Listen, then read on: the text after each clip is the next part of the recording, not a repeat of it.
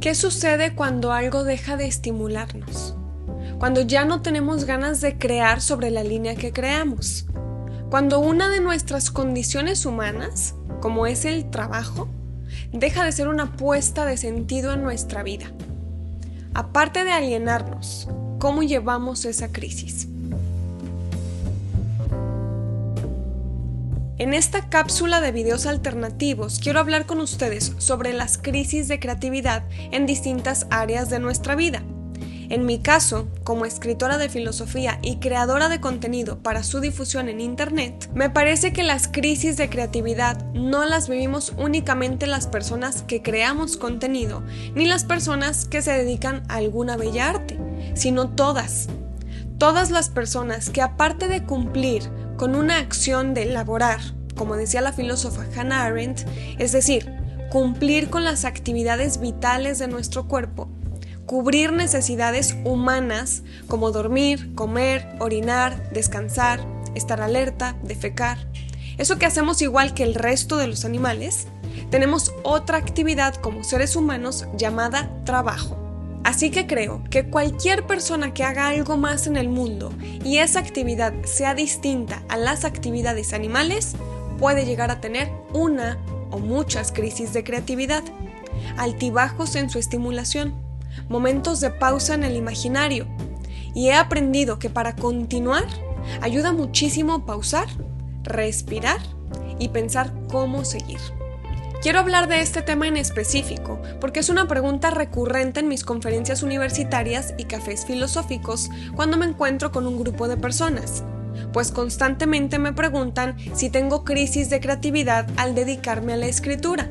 Y quiero compartirles que no siempre mi mente se siente estimulada, pero incluso de ahí surge la creatividad para escribir más, para escribir un episodio nuevo, el podcast, para escribir mis libros, para escribir conferencias, para escribir videos, para escribir y seguir escribiendo.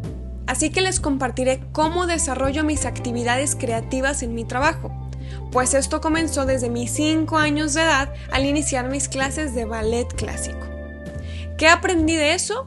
Verán, bailando aproximadamente 20 años, dedicándome al ballet profesionalmente a cierta edad, pues aprendí que la disciplina sí deja mucho más de lo que parece prometer cuando hacemos las cosas con pocas ganas.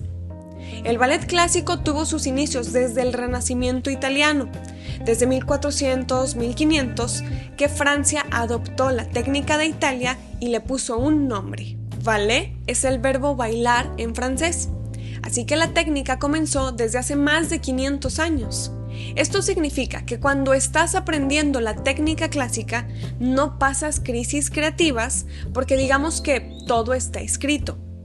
En el ballet clásico hay 6 posiciones de pies, 6 posiciones de brazos, los pasos tienen los mismos nombres desde hace 500 años, las obras de teatro, el repertorio, la música, la coreografía es igual desde hace cientos de años. Dependiendo de la técnica que desarrolla la escuela, técnica rusa, inglesa, cubana, Vaganova, cambian un poquito los pasos, así como han modificado el maquillaje, los vestuarios, han civilizado las puntas para que lastimen menos. En general les puedo decir que desde mi primera clase de ballet a los 5 años de edad, la cual recuerdo como uno de los mejores momentos de mi vida, hasta el día que estudié a nivel profesional en el Ballet Nacional de Cuba, jamás tuve una crisis de creatividad. Tuve mucho cansancio físico. Muchas veces mis piernas estaban tan cansadas que no quería asistir. Mis pies, mis dedos estaban tan entumidos por el dolor que ya me daba igual las uñas que se cayeran o la sangre que saliera de las heridas. El cansancio mental por buscar la perfección en esa bella arte era tan agotadora, pero como tal, una crisis de creatividad no me pausó. Cuando crecí un poco, tuve cierta apertura de mi querida profesora de permitirme alterar mis coreografías como solista. Y sobre un molde de técnica, con alguna temática de la obra, mi maestra me dejaba crear mi propia coreografía según un ritmo y un tempo. Eso era maravilloso. Hasta que entré a filosofía y decidí conscientemente dejar el ballet clásico. Ahora sí, se sintió lo que era la creatividad. Pues en el ballet, un arte ya escrito, ya creado, al menos en el ballet clásico, que respeta el repertorio antiguo, esa área específicamente no te permite crear algo nuevo como estudiante o como bailarín o bailarina. Simplemente repites lo que ya se creó en el pasado. Claro, el ballet tiene sus momentos de creatividad, de creación de coreografías, pero yo no me dediqué a ser coreógrafa, solo bailarina y profesora de técnica. Cuando entré a filosofía, encontré muchas similitudes al arte del ballet. Mucha disciplina, mucha oscuridad. Algo tan pero tan complejo de comprender y practicar, donde descubres que si tienes poquito talento y muchísima disciplina y trabajo para desarrollarlo, harás que tanto el ballet clásico como la filosofía parezcan la actividad más sencilla de exponer, siendo estas un par de las cosas más difíciles que personalmente he conocido. Es verdad que estudiando filosofía leemos, repasamos y conocemos las palabras que grandes pensadores de la historia nos han dado. Es verdad que por más inquietud que tengamos para escribir, para responder, primero requerimos leer, conocer y saber preguntar. Verán, siempre le digo a mis alumnas y alumnos que la clave de una gran respuesta es una gran pregunta.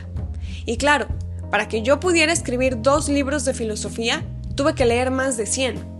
Para poder escribir mi tesis universitaria, leí aproximadamente 50 obras, de Aristóteles, Platón, Séneca, Foucault, Nussbaum, Jaspers, Sloterdijk, Habermas, Marx, Schopenhauer, entre otros autores. Fue tanto lo que leí, que al momento de escribir tenía un buen colchón llamado base teórica. Así como en el ballet, cuando ponían una canción, sabía cómo improvisar una coreografía de 3 o 4 minutos porque el repertorio de pasos estaba en mi cabeza y en mi memoria corporal.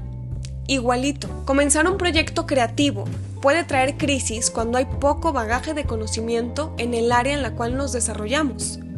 En mi caso, mi actividad de trabajo consiste en escribir estos videos para YouTube, escribir los episodios del podcast, escribir mis libros, escribir las conferencias a las cuales me invitan distintas universidades, escribir ensayos filosóficos, escribir exámenes, escribir mi club de lectura de cada mes, escribir mis cafés filosóficos, escribir todo el tiempo. Creo que escribo todos los días, a veces mucho, a veces poco, pero ahora que pongo atención en esto, creo que escribo todos los días. ¿Es fácil? Pues estudio mucho respecto a lingüística, interpretación de textos, análisis del lenguaje, escritura. Así que cuando tomo mi máquina de escribir o mi laptop, me concentro en desarrollar las ideas que surgen en mi mente para plasmarlas con un lenguaje fresco y sencillo. No diría que esta actividad me resulta difícil. Me resultaría si no leyera, si no analizara mi cotidianidad, si no observara a la sociedad que me rodea, la colectividad de la cual formo parte. Claro, si yo viviera con una venda en los ojos bien metida en mi burbuja, concentrándome únicamente en lo que me parece importante a mí, pues quizá sí sería difícil ser escritora. Pero observo tanto a los sujetos que se agarran de esta colectividad, de esta sociedad, a la gente trabajadora y a la gente perezosa, a la gente soñadora y a quienes sí concretan sus ideas para crear, que siento que siempre tengo muchas ideas en mi cabeza. Y si empiezo a hablar al respecto porque alguien me pregunta, o empiezo a escribir al respecto para compartirlo con ustedes, ahí es donde me doy cuenta de los análisis que hago sobre la vida, aunado por supuesto a la teoría de muchos filósofos y algunas filósofas que han escrito libros y yo he podido leer. Así puedo unir mis pensamientos a palabras que he leído sobre Camus, Arendt, Séneca, Descartes, Malebranche, y solo salen y salen y salen ideas. Me concentro en no perder el hilo. Es decir, así como requerimos una buena pregunta para dar una buena respuesta, pues requerimos alimentar nuestra mente, nuestra creatividad, para no sentir una crisis que detenga eso que pensamos. No he sentido crisis de creatividad, pero por supuesto que he sentido frustración en el desarrollo de mi trabajo. Me he sentido poco motivada a escribir, a crear, incluso molesta a veces, cuando es una observación a un problema social que me retuerce, como la violencia, la injusticia, la desigualdad. No siempre me estimulan las lecturas que tengo que realizar, y muchas veces me cansa tener que trabajar en un área o en una disciplina filosófica por varios meses, porque eso exige mi trabajo, mis clases, mis conferencias. Pero aunque no me sienta estimulada por esa parte, motivada a crear, reconozco que es mi obligación de trabajo, y ahí es donde me toca ser una mujer disciplinada para reproducir lo que ya he dicho o lo que ya han dicho intelectuales en la filosofía, sabiendo siempre que tendré un espacio, quizá después, para crear. He ahí la diferencia del ballet clásico con la filosofía. Y aunque sé que una de estas actividades me apasiona, ya está escrita, ya la bailé años, ya la conocí, ya me lesioné lo suficiente y bailé a un nivel de técnica profesional hasta cansarme, para evolucionar mi mente y aterrizar en la filosofía, donde he aprendido con el paso de los años, 9 para ser exacta, que mi trabajo no es únicamente reproducir lo que ya dijeron ciertos filósofos y ciertas filósofas en la historia, pero sí es necesario leer muchísimo y entender cosas complejas para entonces tener mi momento creativo y, teniendo una base teórica sólida, poder crear a partir de ahí. Espero que les haya gustado este video. Me ha gustado muchísimo compartir con ustedes mis pensamientos y mi sentir respecto a mi trabajo. Tienen invitación abierta a nuestro club de lectura mensual y pueden encontrarme en las redes sociales, Instagram, Facebook y TikTok con el nombre del canal. Saben que pronto habrá un nuevo video para compartirles la filosofía como a mí me gusta. Soy Kimberly Barra y esto es La Filosofía en Rosa.